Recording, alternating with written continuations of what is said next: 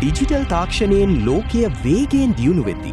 අපි දත්තවල ආරක්ෂාව තීරණය කරන අදිසි හස්තයක් පසු පසින් ක්‍රියාත්මක වෙනවා. ඔබ බොහෝ විට අසා ඇති. ඒ නම තමයි හැක. හැක කෙනෙක් කිව්වම අපේ මතකයට එන්නේ හොර රහසේ දත්ත සොරාගන්න කෙනෙක් වුණත් ඇත්තටම හැක කෙනෙක් කියන්නේ කවුද? ඔවුන් කරන්නේ මොකක්ද? අද අපි හැකවරුන්ගේ රහස් ලෝකය ගැඹුරින් අධ්‍යයනය කරමු.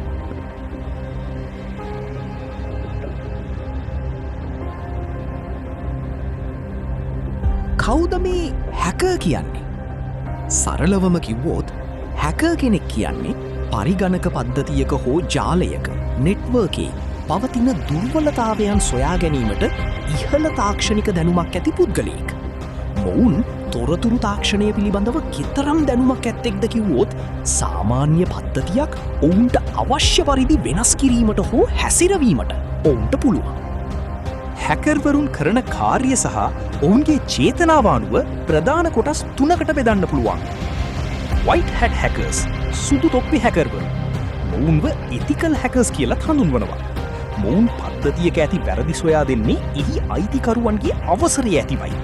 අරමුණ වෙන්නේ පද්ධතියේ ආරක්ෂාව වැඩි කිරීමයි. Black Hat Hackers කළු තොප්පි හැකර්වරු. මොවුන් තනිකරම විනාශකාරී පිරිසක්.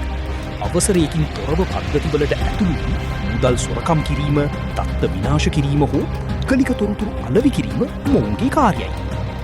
Grey Hat Hackers අලු තොප්පි හැකර්වරු. මොවුන් මේ දෙකේම මිශ්‍රණයක්.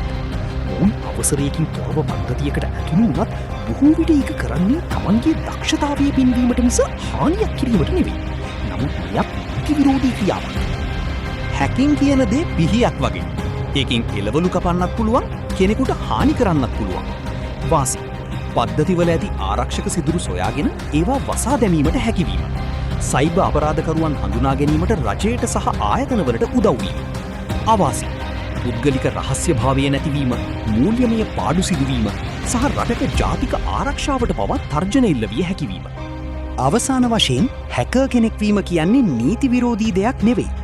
ඔබ එම දැනුම පාවිච්චි කරන්නේ යහපත් දෙයකට නම් ඔබට ලෝකයේ ඉහළම පිළිගැනීමක් සහ වැටුපක් ඇති වෘත්තියකට පවා යන්න පුළුවන්.